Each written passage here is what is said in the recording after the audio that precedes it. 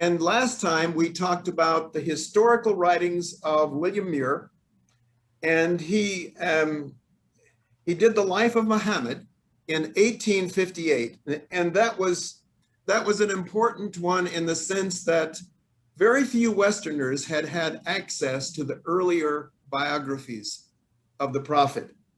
And by that, I mean, he discovered al-Waqidi's complete life. And that dates back from 747 to 823. And so he used Waqidi very extensively. Then he also used Jalaluddin Arsayuti. And for the latter writer, he was indebted for the fact that Sayuti very carefully divided the Quranic surahs in Mecca, from which we have essentially the Islamic creed, to from those in Medina, which have more the rules governing the Islamic community. So you want to back it up a bit, Sanjay, back to about 121. Yeah. Okay, right. Yeah, the last but one slide. That's 121. Okay, 120. We're on William Muir. And so just leave it there for a minute. So then that was done in 1858 forward. He did historical works. And then after that, he studied the Caliphate, and 1881 to 1899, and finally the slave dynasty of Egypt, 1896. Now these dates are important because he was doing historical critical study from original Islamic sources during this period of time. And during this period of time, we're going to look at another writer. Well, first of all, the assessment of Muir's works from a Western point, they were accepted because we'd never had in the West, we had not had in English anything approaching the early manuscripts of Waqidi and Asayuti. So that opened a whole world of scholarship. Obviously, his life of Muhammad was a very human life, sometimes critical. And from an Islamic point of view, Baubin qualifies William Muir and said that he acknowledges Muhammad's deep conviction and the portrayal there of divine guidance, steadfastness, determination, and honesty in Mecca. However, that was not carried over into Medina. And Baubin correctly noted that Muir censures the prophet in Medina, and he suggests his prophethood attenuated into worldly affairs. And I think that's the lasting critique of Muir's work. But one should really, I've read all 4 volumes actually, and it is really, in my opinion, a very interesting and compelling life. You see a real person in the prophet. And from 1857, and remember that's after the mutiny in India, which changed the total dynamic of the relationships. Relationships are built not only on written history, they're built on the story of where you are, what you do. You can only imagine how the writing about our government is going to change because of January 6th. And so, you know, history reflects people. Certainly it is his story, it's their story. Of course, in Greek and Latin, I know it is historia. But anyway, it is the histories lived through it. People don't make history, they struggle up through it, as the philosophical jargon goes. So from 1857, Muir began to emphasize the more positive aspects of using the Islamic sources. I think Waqidi really opened his world, especially. And he began to look at the Islamic sources in Muslim and Christian dialogue using truths admitted in the Islamic sources. And up until 1857, he had not done that. So I think it opened up really the study of the Quran itself, opened up his world. And he began to study the Quran to find evidence for the reliability of the Bible, for the reliability of looking at Jesus' life. And so his means and mode and operations changed from after 1857. Of course, there was a lot of social work that Syed Ahmed Khan and Muir did in education during that time. And they both decided if these two faiths and these two cultures were to ever come together, it needed to be done along the lines of education. And Syed Ahmed Khan started the first Islamic college. It wasn't called that. It was the Anglo-Islamic College in Aligarh, and became finally Aligarh University, as it is today. And Muir was able to secure a grant of land and some funds to help him realize that dream. But together, they started out on an educational odyssey that is part of their legacy as well. Now, Sir Syed Ahmed Khan undertook the responsibilities, and can you show the slide of Sir Syed Ahmed Khan from 1854, please? Keep going. Okay. Keep going. Next, next, next, next. Okay, right there. No, back. Now, Sir Syed Ahmed Khan did his first very serious, and maybe the first serious commentary on the Bible written from the Islamic point of view. And he decided to study the Bible on its own terms, not so much in the historical critical method, which was becoming the way to look at Scripture, but actually study the Bible on its own terms. And that resulted in a serious bilingual commentary on the Bible entitled The Mohammedan Commentary on the Holy Bible, the Tibiyan al-Kalam. And in this work, he studied parts of Genesis, and I believe there was the first 11 chapters of Genesis, and then the volume 3 of the commentary is from Matthew 1 through 5. I couldn't think he could ever have chosen better. Obviously, he wasn't going to write a commentary on the whole Bible, but to choose the first 11 chapters of Genesis, to me, that is the most important part of the Old Testament, as well as Matthew 1 through 5. And that is critical. Doing the whole of Matthew was a big project, but he did that. And in that work, he points out to truths in the Bible which agree with those in the Quran.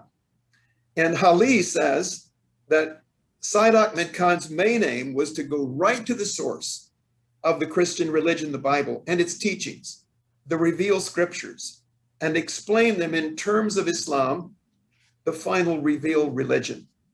And so, of course, he did. I mean, he used all Muslim language vocabulary. And that's simply gold in itself. And the only other person that has done that to the extent he did is Goldsack, and we'll look at him. But of course, that informed my interest in my work, is in translating biblical material in Muslim language Bengali. Of course, he was doing it more in Urdu, but still all that vocabulary, those 3,000 words Muslimanized from Arabic to Urdu to, it's just a treasure. So Khan's conclusions about, and you can go to the next slide, please. The next slide. Thank you. The importance of the Tabi'in al-Kalam is that he suggests, while there's evidence in the Quran of wrong reading of the biblical text, there is no evidence that the text of the Bible itself was willfully altered.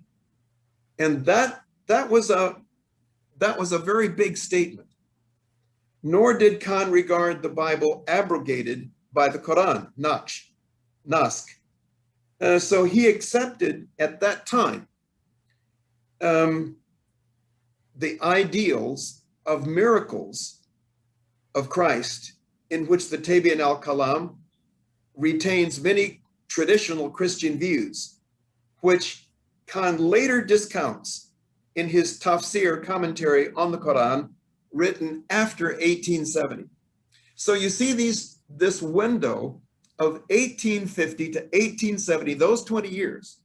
With Mir, he was looking at the Islamic works, the Quran, the Hadith, both, in terms of how can this inform the translation and the doctrines of Christianity as they're expressed to Muslims.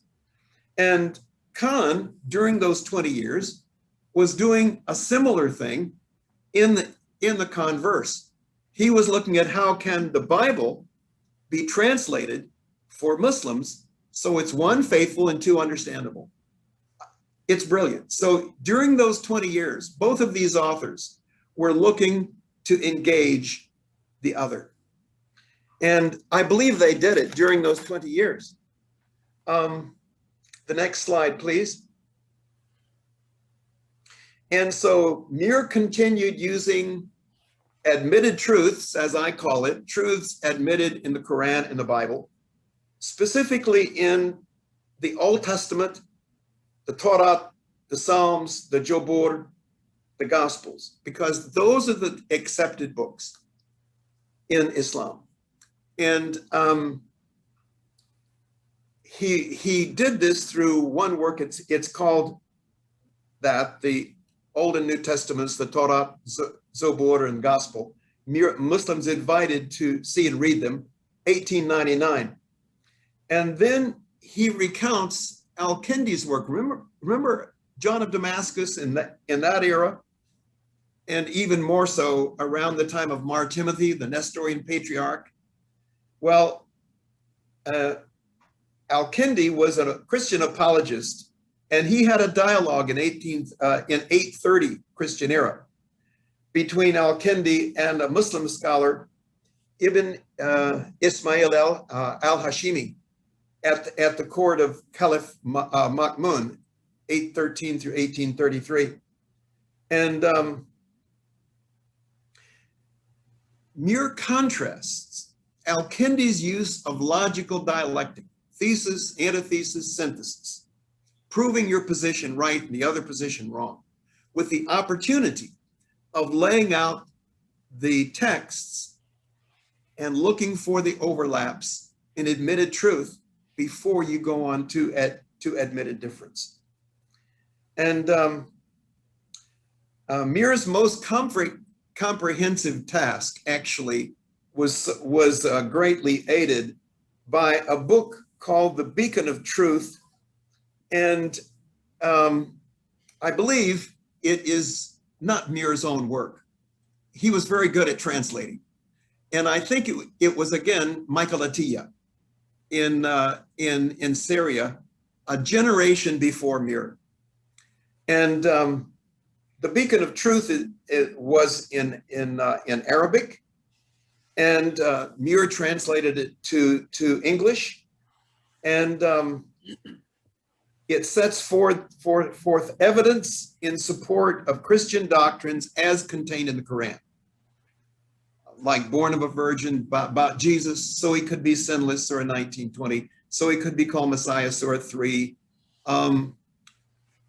called two titles, Kalimatuhu, his word, Isa Ruhullah, God's, his spirit, and coming again at the last day, so forth. So some of these truths that we take for granted now, and of course use in daily parlance, Atiyah worked on in Syria, and then Muir translated his work. Now, that was up until 1870, 1880 that Muir worked on translating works along the lines of admitted truth. Now, Khan had a real experience. Next slide, please. Next slide, please. Thank you. Syed Ahmed Khan, up until that point, also began to work on admitted truths. And please admit John Rizvi, Sanjay, if you can do two things at once. And Khan went to England, and he had a couple of years of education under the famous Christian skeptic, by the way, Thomas Carlyle. And it really did change his theological method. Carlyle was deeply into interpreting everything according to the scientific method of the 19th century. And after 2 years of personal study, I got some of the correspondence between Muir and Khan because they kept in touch. And Muir was begging him to go back to his Quranic roots and to his fundamental beliefs, and not to change because of Carlyle's influence. But he seemed to have really taken a lot of ideals and ideas from Carlyle on side. He thereafter, after 1870, he rejects that any religion, well, including Islam, could be accepted on the basis of miracle. And he applied his newfound rationalism first to the Bible. And that was reasonably well accepted, even back home. But when it was applied to the Quran, which he did next, it was rejected, as one can think. So Sir Syed Ahmed Khan contended one could nevertheless, even though he did to the Quran what he did the Bible in terms of going through and dissecting it according to higher criticism. And he said, nevertheless, one could accept Islam not so much on the basis of the Quran, but on the basis of Muhammad's profound thoughts and holy life. So he turned to the biographies. Strangely enough, he then went to looking at the Quran after that, along the lines of higher criticism. So you see, between 1880, Khan wrote the Tafsir al-Quran, commentary on the Quran in 6 volumes. In the Tafsir, he begins the process of demythologizing the miracles. And he really took apart those very verses I talked about that he previously had endorsed in the Tibiyan al-Kalam. For example, the virgin birth and other miracles by Jesus. He really took those to task. And so you see, you have between 1850, Muir working on admitted truths, up to 1870 especially, and even thereafter. But from 1870 forward, Muir continued his odyssey on admitted truth. Khan, by contrast, began to study all texts in the mode of higher criticism. So in comparison, next slide, please. That, yeah, that's okay. You went one too many, but in the Tabi'in al-Kalam, written before 1870, Khan accepted the concept of the virgin birth as it finds support in the Quran, Surah 3, Al-Imran 44 through 47, Surah 19, Maryam 19 through 22. After his denial of the supernatural nature of Jesus, following 1870, he rescinds this statement in the tafsir, stating the disciples of Jesus knew and accepted that he was proceeded from the seed of Joseph. So you can see his, and I will, if you will go one more, please. I think it, and please go on to the next one. You've heard that idea, and the next. So I think when he got to the concept of, at the time of the Tabi'in al-Kalam, there is a relationship between Jesus Christ and the Spirit of God, and Jesus is the Spirit of God by title, Ruh Allah, and in this sense, he can be called Son of God. However, in the tafsir, he explains that Christ's epithet, being Son of God, was of course held among the Greeks, and that the Greeks called a very revered person, quote, Son of God. And you find that true in Hercules, Romulus, and Plato are all called sons of a Greek god. And, so he appealed to that, Jesus being called Son of God in an honorific sense. So you can see his views were changing according to the scientific method that he used. Now, we're going to see that you have these two views, one accepting the ideas in miracle in Islam, and one rejecting that as applied to the biblical text. Go on, please, to the next slide.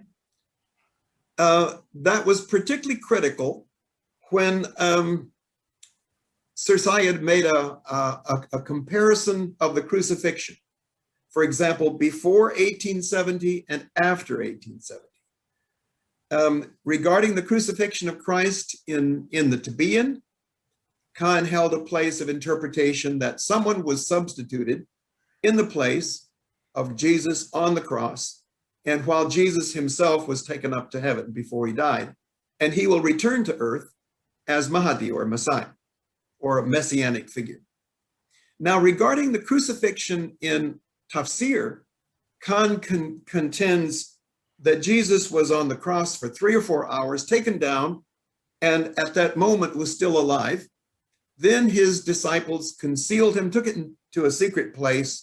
Out of fear of the enmity of the Jews, they spread the rumor that Christ had ascended to heaven. Thus, the crucifixion remained for Syed Ahmed Khan an enigma. So those are his two views about the crucifixion and also other miracles. The next, please. Well, after Mir and Khan, we're going to look at Golsak, because I'm interested in the rediscovery of admitted truths by someone who is going actually to the Islamic text itself. And Golsak translated the Quran first. He was a Christian missionary. And then he translated 3 of the Gospels to Muslim language Bengali. And he laid down the following principles, which I've mentioned before. He said, let us make it our first principle in our setting forward the gospel to Muslims, to work up from admitted truths common in Islam and Christianity. See how we're doing on time here. Too often our message arouses opposition and resentment at the very outset, because we begin by dilating upon the sonship of Christ and the reasonableness of the Trinity. It was not thus that the early apostles sought to reach and teach monotheistic Jews. It was Jesus of Nazareth, a man approved of God, Acts 2:22, his servant Jesus, the prophet, whom the Lord would raise up amongst them, Acts 3:22, of whom they held up before the people. The way not to secure a hearing is to begin by insisting upon the divinity of Christ. That subject will come up later, who would wish to avoid it. But to begin with it is to begin at the wrong end and to effectively bar the way to further instruction.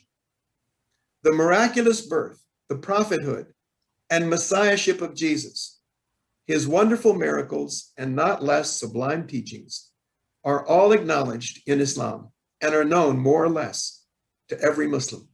Let us begin with these, and then slowly and almost imperceptibly, our hearers will be led to see, as did the centurion of old, that truly this was the Son of God in spirit. So, Goldsack's works have indelibly infused my life. He was sent by his mission back to Australia after he translated the Quran and the Hadith. And they said, "What are you doing?" He said, "I am translating the text I love and that the people with whom I work love. And with that information, I can better translate the Gospels." And he did that, but was sent back home. Similarly, my life is such that that's how I began as well. I began to study the text of the Quran, and then with my former wife who died from cancer, Randi, we translated the Bible into Muslim language Bengali and used Goldsack's Gospels as a great tool, and his wonderful word list of 3,000 plus words in Muslimani Bengali became our tool. But throughout history, go to the next slide. The next slide, please. That one primary question has been asked: do we stand on the common ground of monotheism, or do we stand on truths admitted in the Quran and the Bible about a divine deity, which we know from his attributes based on the divine names within our respective texts? Well, I think this logical common ground does get you some distance. And I'm quite a fan of the Jewish scholar at Harvard, John D. Levinson, professor at Harvard, and he made this assertion from logic. He said, if Jews, Christians, and Muslims are monotheists, worshiping the one God, and there is one God, it must be the same one. There is only one. So that's the way you proceed by logic. But of course, it only gets you so far. But it's important to acknowledge that deep statement, that if Jews, Christians, and Muslims are monotheists, worshiping the one God, it must be the same one. Now, you can get further by looking at the text of the Quran itself. You know, that's Levinson. The texts themselves have been examined by two different groups, one looking for difference and one looking for admitted truths. I'm going to grab my tea right behind me, and I'll be with you. All I need to do to make a perfect evening is to drop the tea on the computer. But anyway, you have two ideas, and I must admit that in the Quran itself. And like Surah 112 claims that Christians have corrupted the idea of the deity, and I've always been researching, trying to ascertain what exactly it means. And to some of my friends who are studying the term Allah have grabbed that and said, aha, here we have it. Now, and as you know, Muslims in Indonesia and Malaysia in 2006 objected to the use of Allah by Christians now. Now, up until that point, all Bibles in all Muslim lands use the term Allah for the deity. And only, I think, today in Indonesia and Malaysia has it been contested for its use. But of course, Golsak, as did I, used in the Quran and the Gospels the word Allah for the deity.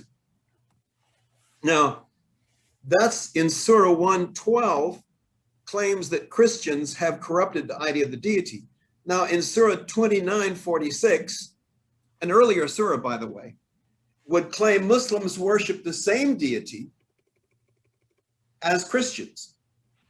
Now, on common ground, that concept, Samir Ali, in the Spirit of Islam, affirmed that Unitarianism is Islamic.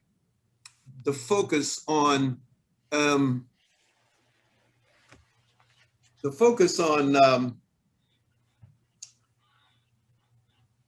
using Allah, and is, of course, and has been used historically by Christians as well.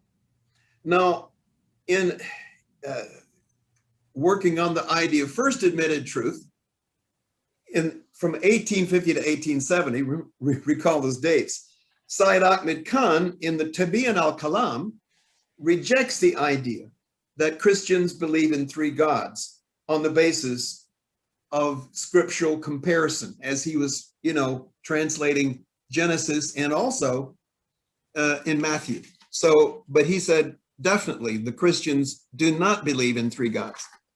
So, however, of course, you've had Christians arguing for difference, like Howry in the 19th century, Der Islam in seinem Einfluss, 1881. He said Muhammad's idea of God is deistic, and also emphasizing difference. A friend of mine, so-called friend of mine, I'm not sure he considers me his friend, but anyway, all people are friends if they're doing scholarship to me. Anyway, he said, Mark Dury, Revelation, do we worship the same God, Jesus, Holy Spirit, God in Christianity and Islam, 2006. Predicate so different about Jesus, about the deity in Islam and Christianity, the subject cannot be the same. He said, rather, Allah is the moon god. Well, I hope to disprove that. And I'll get to that linguistic point where it can be firmly rejected. But anyway, that's down the road. Admitted truth, Muir, Golsak, Zweimer, Gardner, Sell, and David Coffey conclude that Muslims and Christians hold core fundamental predicates pointing to the same divine subject. And so I'm going to look at a few factors that talk about the origin of the name of the deity in Islam and Christianity. Next slide, please. Next slide, please. Thank you. Yeah.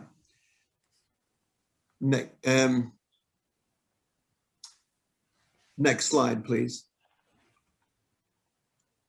Yeah. Now, there's the textual factor, the admitted truth factor, the translation of the Aramaic Bible. Remember the cognates of Arabic, Aramaic, and Hebrew. And this is really important. You have in Hebrew, the ancient word for God is El. The honorific plural, not plural of number, is Elohim. The singular of the Hebrew usage of El is Eloha. Now the Aramaic is Allah, and that's a cognate of Allah. So you have the basis in the Old Testament, and these may be equally old. I'm not saying one is derived from the other. I'm just saying there's a cognitive relation, a cognate relationship. Now, I'll tell you who is of interest to Christians is that person of Jesus that I have an image there. And Jesus read Hebrew. He read Eloha. He spoke Aramaic. He spoke using Allah. He would have understood the Arabic Allah because they're cognate languages, they're cognate relationships. And the reason it cannot come, that Allah cannot come from anything relating to the moon god, because you would have to elide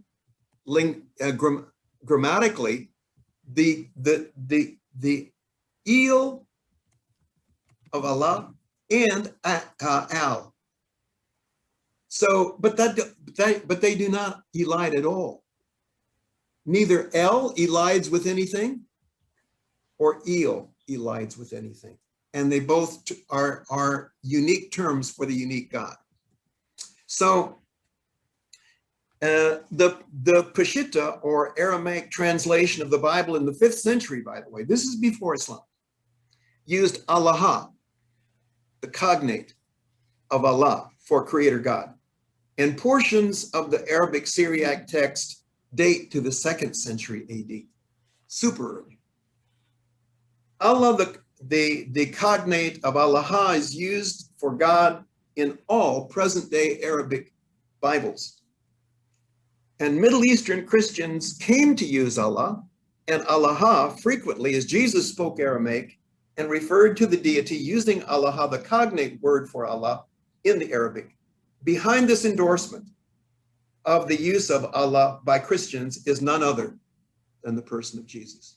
It does not come from the moon god. Next slide, please. So translations of portions of the Bible using Allah exist from almost the late 5th century, see right, and almost complete manuscripts dates from the 9th century, that's the left, that's from the University of Oxford. So the pedigree of Allah is very early. It's very early. Now, next slide, please. You can tell I'm very interested in this because it's the foundation for what we believe about the deity. Now, portions of the Arabic New Testament date to the late 5th century using Allah, according to Sheiko, it's a grammarian, cited by Shadeh. Now, Muslim writers of the 7th century quoted full pages from the New Testament in Arabic, and the presence of extant Arabic palimpsests of the 7th and 8th centuries point to the existence of earlier manuscripts. So this concept and this word reflecting the concepts is very old, referring to the one God, unity. Now, I'll just put out a few manuscripts here because I think they're important to underpin this case.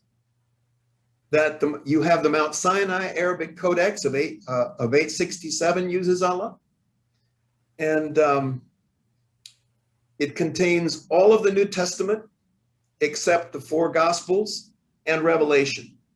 And this codex has several colophons. A colophon is like a stamp of approval. It's an imprimatur.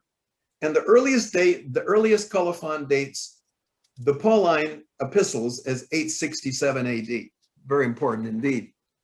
Now, so you see the lexical factor, noting that Allah as a name, proper name for God. Next slide, please. Go back very early.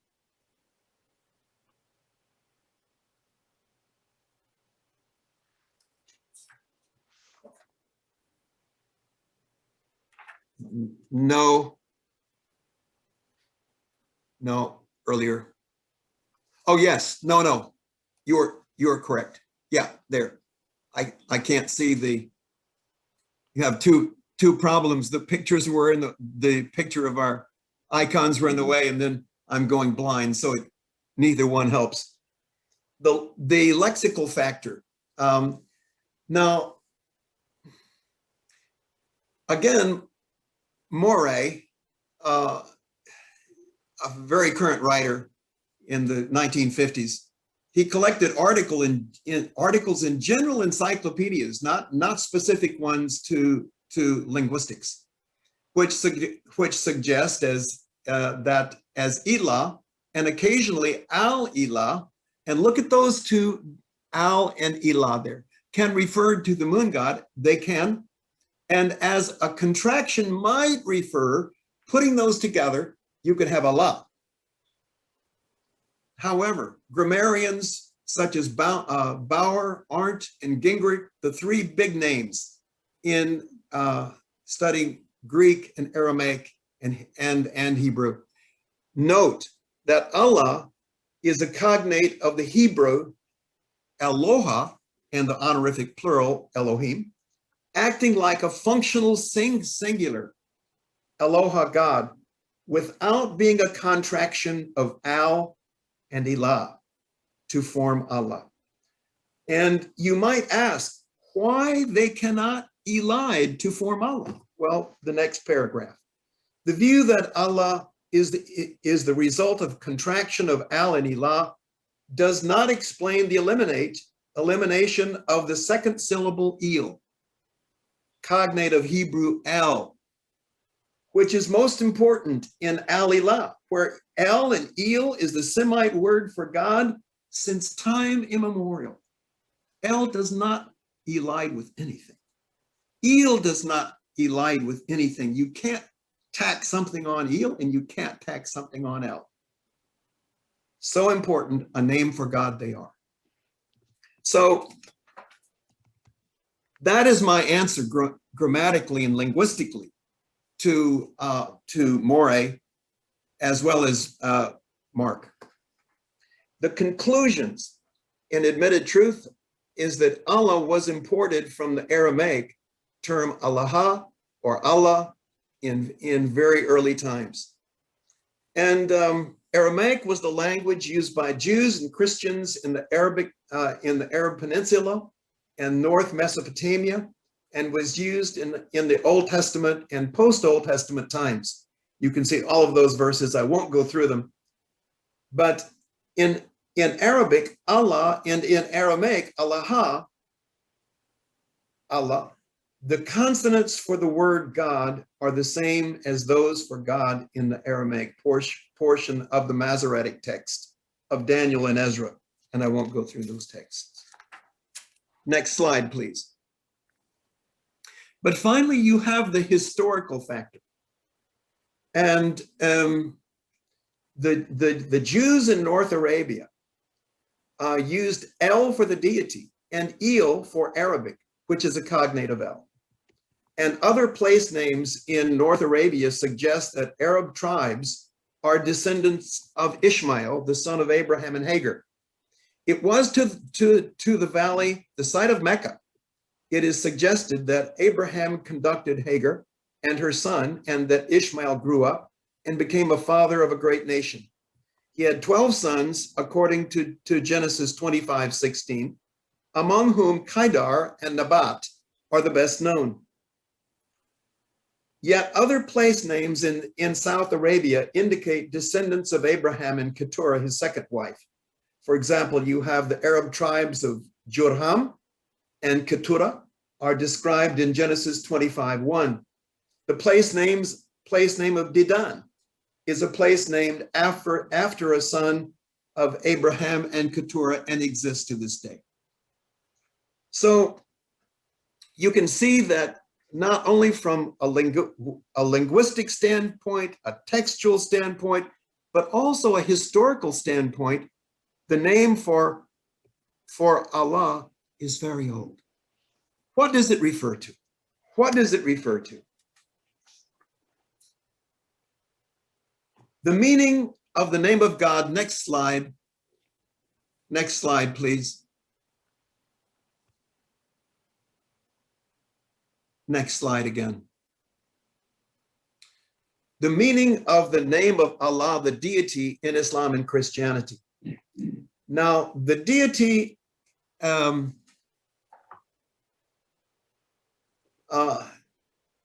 means it's the one. Whether you're talking about El,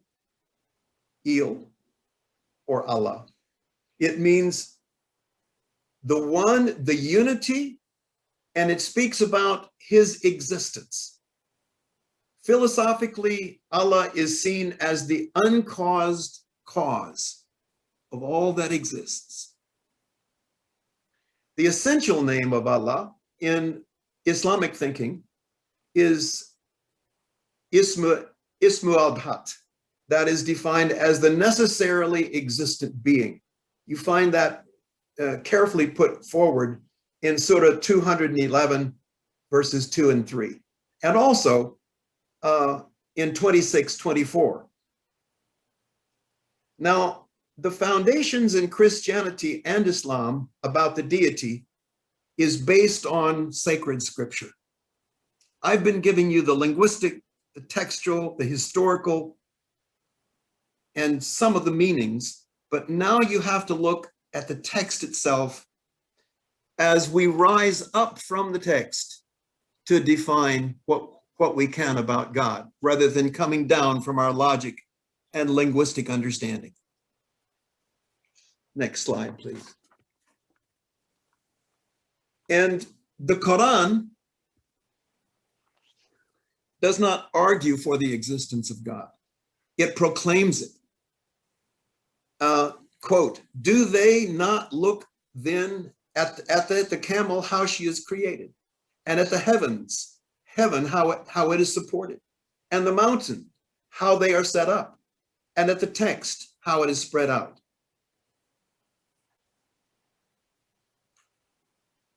That's Surah 87, Surah 88, 16 verse following. And you find also the Hebrew and Muslim thinker, especially the Hebrew thinker as well, came down from his thought of God upon the world. He did not rise up from the world to his thought of the deity. And that's always the process in the Psalms. How great is our God? His majesty cannot be understood and completely unexplained. So the Old Testament writers, be it in the Psalms, be it in the Proverbs, or in the historical writings, begin with the magnificence, the greatness of God, and come down to this earth in terms of explanations of his majesty in the world. And if you look at the text, you need to see that. For example, in Psalms 19, 1 and 2, next slide, it's just pointing out, the heavens declare the glory of God.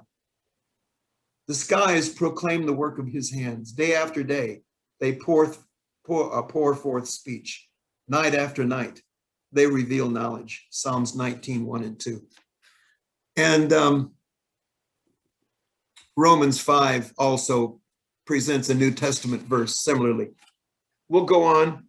Now we come to the main concept behind the deity. Next slide.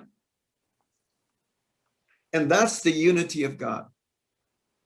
Now, the first interest of both the study of the Old Testament, as well as the study of Islam, is to understand the unity of God in the context of paganism.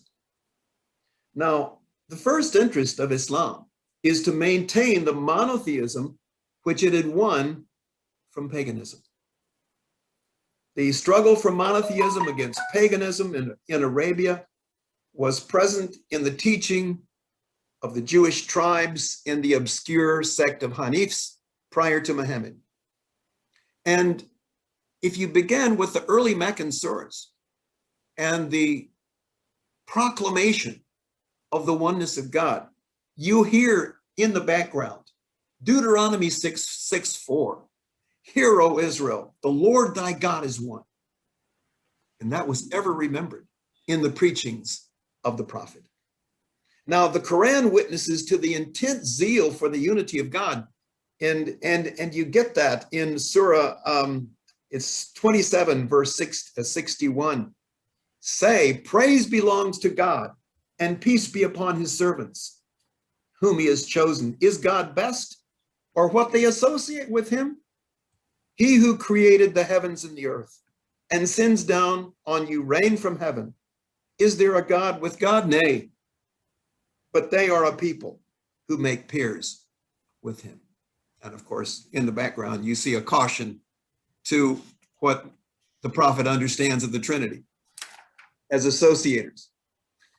But the idea here, if you want to compare it between Judaism and Islam, the essence of the deity, in the next slide here, you've got it there, is Deuteronomy 6:4 and Surah 27:61. Compare those two. The Lord thy God is one. And it's such a big concept. If you forget everything else I've mentioned today, we've had a lot of interruptions. Remember one thing: the name of ancient, of old, is El and El, or as we understand in our parlance today, of Eloha, Elohim, Allah, and Allah. Those are the names of old in the text. And the essence of those names, the essence, who that being, that deity really is God is one. Next. Now, in terms of Islam, you have the terms of unity, define Wahid, Ahad, Awhad, Mutawahid, and they're all used of Allah. They signify, according to the expositors, the Islamic expositors I've read, he who is one in essence, having no like, no peer, nor second. And the dominant teaching of Islam surrounding this is its adherence to a particular concept of the oneness of God that results in an explicit denial of Trinity and incarnation. And I think it does, as we shall see, in perhaps a misunderstanding of Trinity in unity, but rather it's denying threeness in separation. Well, remember John of Damascus, 8th century, early 8th, late 7th? Okay. Well, he was living at a very early time in Islam, and he wanted the caliph that he was explaining his ideas to and his ideals to understand that he believed in the unity of God, unity within Trinity, but still the unity of God. That was paramount to him. Of course, he was from the Orthodox Church, and the Orthodox Church used as its primary name for Jesus, God's Word. The Western Church used as its primary name for Jesus, the Son of God, God's Son. Now, John of Damascus understood the usage of God's Son in many Greek contexts and also many Arabic contexts would be misunderstood, as the Jews had misunderstood it. Remember, Christians, and he believed in Deuteronomy 6:4 just as closely as did the Jews, but with the added meaning, so he believed, of Trinity within unity. So he said, so this is his definition of the unity and of God to John of Damascus. And John of Damascus insists almost monotonously, we believe in one God,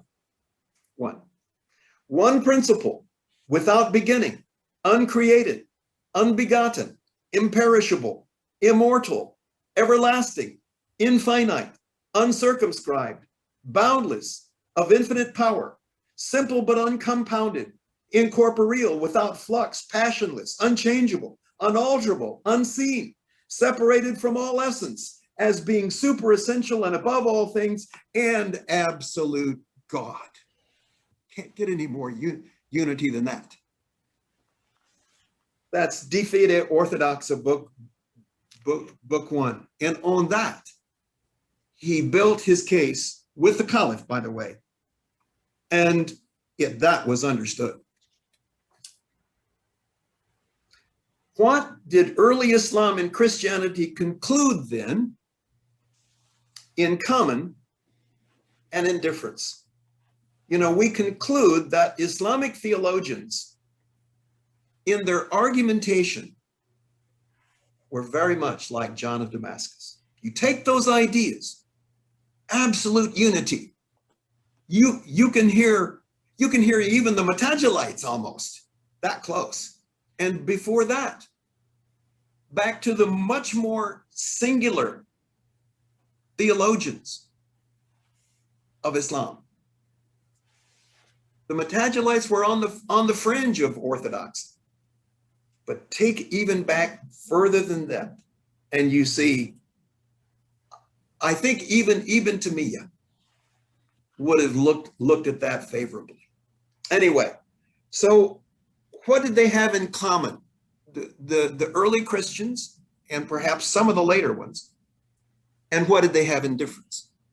Well, we conclude that the Islamic theologians in their argumentation were like John of Damascus and Origen, by the way, striving for the unity and transcendence of the deity against a form of paganism. Remember, you always have to put the backdrop in there. And behind these icons of us, you see the actual idea of the moon god that Islam was struggling against. However, Islam seems to have had another problem, which was how its concept of the transcendent deity could in fact accommodate rational attributes within the Godhead. For example, how could the deity be knower and known at the same time? Now, they had in common the idea of unity.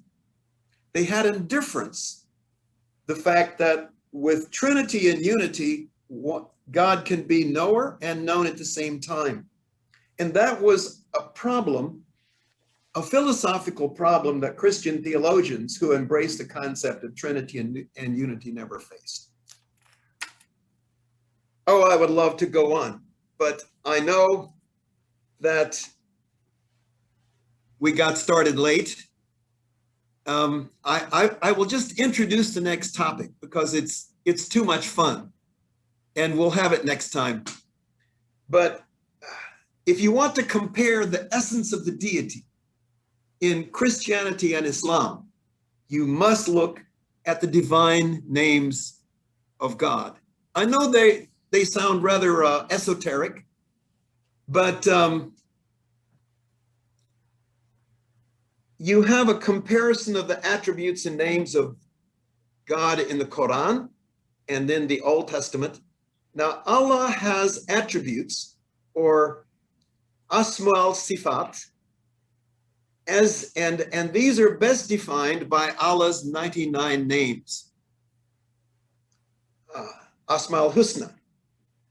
Now, one attribute much discussed is Allah is of being the right sovereign over all creation. And that's it, illustrated by the name Al-Haq, the truth.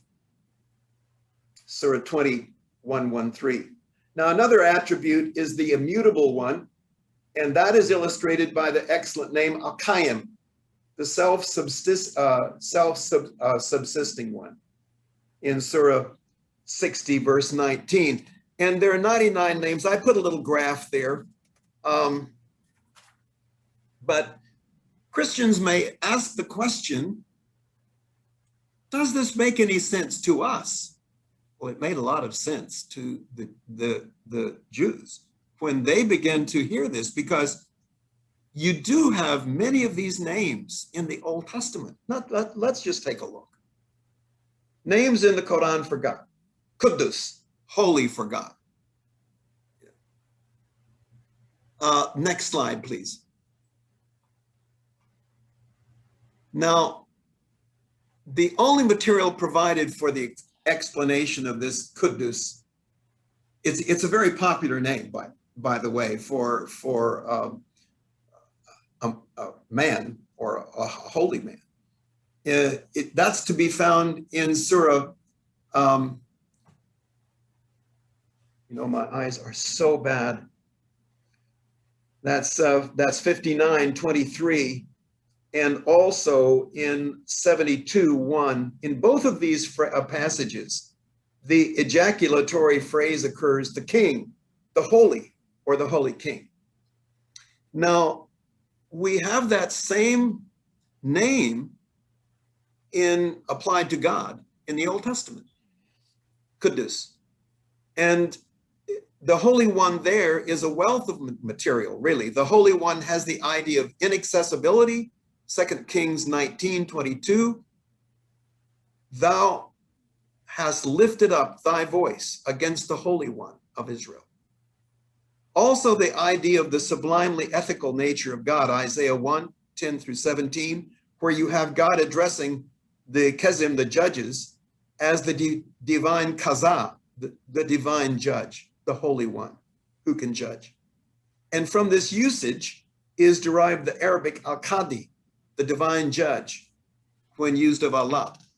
So you have this similarity in this name of holy, the Holy One, in both the Quran and the Old Testament.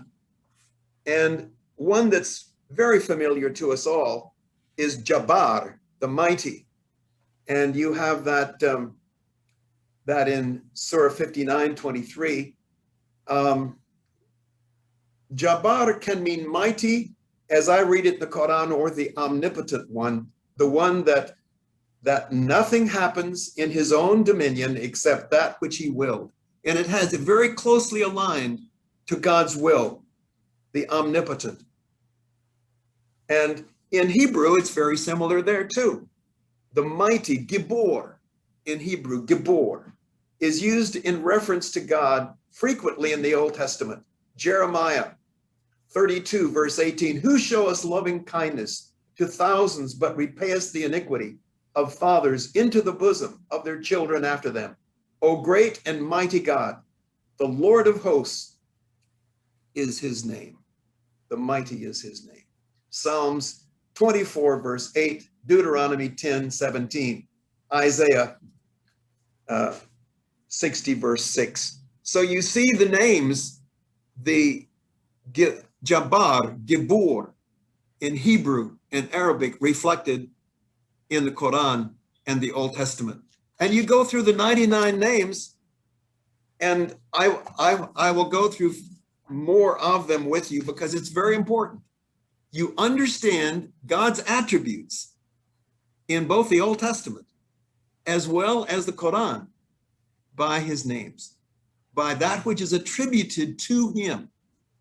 And to me, it's wonderful how close they mirror each other. And in that way, we begin to understand God. You know, as Westerners, we have forgotten. We think God gives, 10 suggestions. He gives 10 commands. We think of God as, a friendly father-like figure that we look at in kind of the rear view mirror, so to speak. God is so much greater. And that phrase we will come to in the Quran is we will come to the Old Testament. Allah Ta'ala, God is greater. And so all of a sudden, as you're exploring the Quran, looking at God's names, holy names, you go back to the Bible, your own text, if you're a Christian, in the Old Testament, and you realize the significance of who God is, his essence, unity, his names, his attributes. Overall, may God add his blessing to this reading of his word. Shorba Shokti Manalam, Tomaranam Prashon Chakori, E Kalamerajon. Amen. Amen. Well,